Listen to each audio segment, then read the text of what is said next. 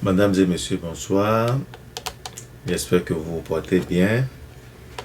Vous êtes une fois encore avec Maître Gassikia pour une nouvelle émission sur nos questions d'immigration, surtout d'asile. La semaine dernière, nous avions parlé de la situation. Nous avons utilisé le Sénégal comme un cas palpable d'une demande d'asile politique. Et nous avions posé une question, excusez-moi, à la fin de la vidéo. Et selon quelques commentaires que nous avons reçus, nous avions compris qu'il fallait donner certains détails par rapport à la situation. Il y a même eu quelqu'un qui a demandé sur le bas du commentaire si l'asile politique n'était plus possible au Sénégal, ou bien l'asile n'était plus possible au Sénégal. Donc, cela demande à ce que nous donnions beaucoup plus d'explications pour qu'on puisse se comprendre mieux, pour qu'on puisse être tous à la même page. Lorsque quelqu'un demande l'asile, la situation sur laquelle la personne demande l'asile doit toujours être permanente et valable jusqu'au dernier jour où la personne sera soumise à une entrevue, un interview. Mieux, cette situation, pendant tout le temps où la personne aura sa green card, cette situation, la personne doit maintenir cette situation-là. Cette situation-là doit être toujours valable. C'est-à-dire, lorsque on quitte son pays et on demande l'asile, l'asile veut dire qu'on demande une protection du pays hôte. Je quitte mon pays, le Bénin, je suis venu aux États-Unis, j'ai demandé la protection du gouvernement américain contre une probable, comment appelle-t-on, prosécution, ou bien une probable persécution dont je suis victime dans mon pays. Je suis victime d'une persécution illégale ou bien arbitraire dans mon pays. J'ai fui mon pays, je suis venu. Cette situation-là, pour laquelle j'ai fui mon pays, doit toujours être là jusqu'au moment où je devienne citoyen américain. On ne peut pas me donner la green card, par exemple, et je décide de retourner dans mon pays. Lorsque je retourne dans mon pays, pour eux, où c'est vrai, je suis résident permanent, mais c'est comme si la peur qui m'animait n'est plus là. Si la peur qui m'animait n'est plus là, pourquoi ne pas rester dans mon pays alors? Quand bien même on vous donne la carte verte et que vous voyagez à la frontière, si les agents de la frontière se rendent compte que vous êtes retourné dans votre pays, la green card peut vous être retirée. Si cette green card-là, vous l'avez eue sur la base de la demande d'asile. Donc nous parlons de la situation selon laquelle vous avez même déjà eu la green card. Ne parlons même pas d'une situation où votre dossier est toujours pendante devant les institutions, les instances qui vont décider de votre dossier, et la situation pour laquelle vous vous plaignez n'est plus valable.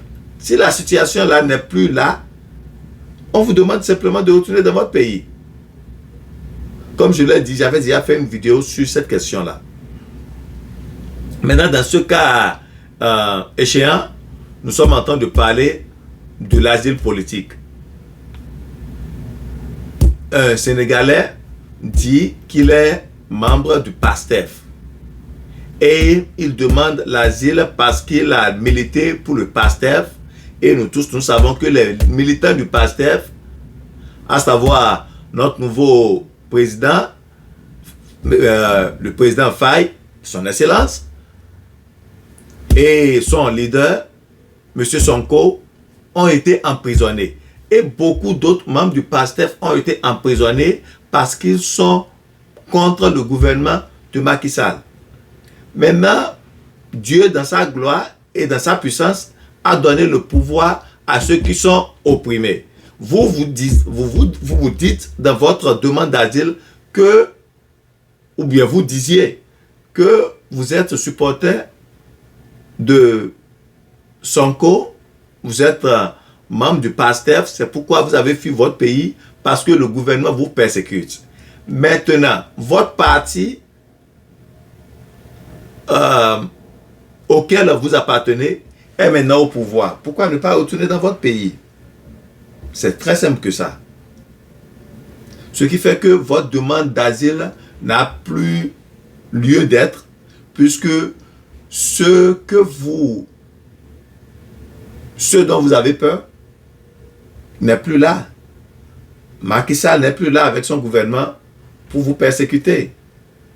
Donc, par conséquent, vous devez pouvoir être en mesure de retourner dans votre pays. C'est pourquoi cette demande d'asile-là, dans ce cas-là, ne sera plus valable. Si votre asile est basé sur la politique et que vous avez dit que vous êtes membre du PASTEF, à moins que vous vous expliquiez d'une manière ou d'une autre que oui, quand bien même le PASTEF est au pouvoir maintenant, je ne peux pas retourner dans mon pays pour une raison A, B, C, une raison X, Y, Z. Sinon, la demande initiale que vous avez faite sur le fait que vous êtes persécuté parce que vous êtes membre du PASTEF n'est plus valable. Donc voilà un peu les explications que nous nous donnez pour compléter comme un complément de la vidéo de la semaine dernière. Maintenant, le nouveau sujet que nous voulons discuter aujourd'hui, ça va toujours dans le sens des histoires que nous écrivons dans notre demande d'asile. Il y a un problème sérieux qui se pose la plupart du temps. Lorsqu'on vient ici, ou soit c'est vrai, ou soit c'est faux, mais pour une raison ou une autre, par exemple, on dit qu'on ne parle pas français. Ou bien, effectivement, la personne ne parle pas français. Vous ne parlez pas français. Maintenant, l'histoire que vous nous apportez, l'histoire est écrite en français. C'est votre histoire à vous. C'est écrit dans une langue que vous ne parlez pas. Qui a écrit l'histoire alors? Vous me suivez très bien. Vous avez écrit votre histoire d'asile dans une langue que vous ne parlez pas. Ou bien vous déposez votre demande d'asile dans une histoire qui est écrite en anglais. Qui a écrit l'histoire? Donc, lorsque vous avez une histoire pareille, celui qui vous a aidé à écrire l'histoire doit certifier que vous, dans la langue que vous parlez, ça peut être Yoruba, ça peut être Wolof, ça peut être Ewe, ça peut être n'importe quelle langue, ça peut être Hausa, n'importe quelle langue locale que vous avez dit au tribunal que c'est votre langue. Et c'est dans cette langue-là, vous voulez que le tribunal vous fasse, conduise votre audience. Le tribunal doit avoir votre histoire écrite dans cette langue-là et traduite en anglais avec une traduction certifiée. Ou bien, celui qui a écrit l'histoire-là fait une attestation qui dit l'histoire là m'a été dite dans telle langue et je suis habilité à traduire l'histoire là dans la langue en anglais parce que je comprends cette langue là et je comprends anglais. Ok. Pour qu'on puisse se comprendre, la répétition est pédagogique. Si vous ne parlez pas anglais, vous voulez demander l'asile, vous ne parlez pas français non plus, ou bien vous avez dit au tribunal que la langue préférée pour vous, c'est votre langue maternelle. Votre histoire ne peut pas être dans une autre langue que dans cette langue maternelle-là. Maintenant, si vous écrivez votre histoire en anglais, celui qui vous a aidé, donc il n'y a même pas de doute en ce que ce n'est pas vous qui avez écrit cette histoire-là. Quiconque vous écrit cette histoire-là, ou soit en français, ou soit en anglais, il faut même mettre le français à côté parce que lorsque vous écrivez cette histoire-là en français, ça doit être traduite en anglais. Et si vous déposez la version française et anglaise au tribunal, le tribunal va vous demander cette version française-là que vous avez traduite en anglais, qui l'a écrit. Donc, maintenant, si votre histoire est en anglais, quiconque vous a traduit l'histoire en anglais doit écrire une certification, une attestation pour dire, moi, dois mentionner leur nom et dire, l'histoire là, ça a été écrit par moi et tel individu m'a dit l'histoire dans la langue, dans sa langue maternelle que moi-même je comprends. Je comprends cette langue maternelle là couramment et je parle aussi anglais couramment. Je suis habilité à traduire cette histoire là. Le problème est que le tribunal veut s'assurer de ça parce que vous pouvez dire que, bon, l'histoire là, on ne l'a pas bien écrit, ce n'est pas ce que j'ai dit à la personne, je ne suis pas auteur de l'histoire, je ne peux pas répondre à cette histoire là parce que ce n'est pas moi qui l'ai écrit, c'est quelqu'un qui l'a écrit. Pour éviter tout ça là, le tribunal veut s'assurer. Et aussi, pour s'assurer que on vous donne une justice équitable, le tribunal veut s'assurer que le document qui est devant eux, ça vous appartient, vous êtes responsable du document et vous portez auteur de ce document-là. C'est pourquoi le tribunal veut savoir si le document-là, ça a été écrit avec votre consentement et que vous comprenez tout ce qu'il y a dans le document et celui qui l'a écrit selon ce que vous lui avez dit, ou bien avec votre avis. Pour que vous ne tourniez pas en rond et disiez que ah, je n'en sais rien. Vous voyez? Donc, mon conseil pour vous, lorsque vous écrivez votre histoire, d'abord, sachez quelle langue vous voulez dire au tribunal. Parfois, c'est parce que nous pensons que la langue là, c'est une langue rare. Bon, pour des raisons que vous et moi, on le sait.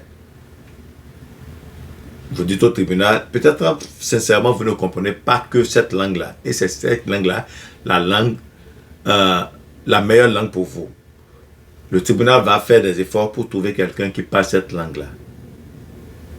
Mais, cet avantage-là qu'on vous donne là, ça a aussi un inconvénient. L'inconvénient, peut-être, c'est que votre histoire doit être écrite dans cette langue-là.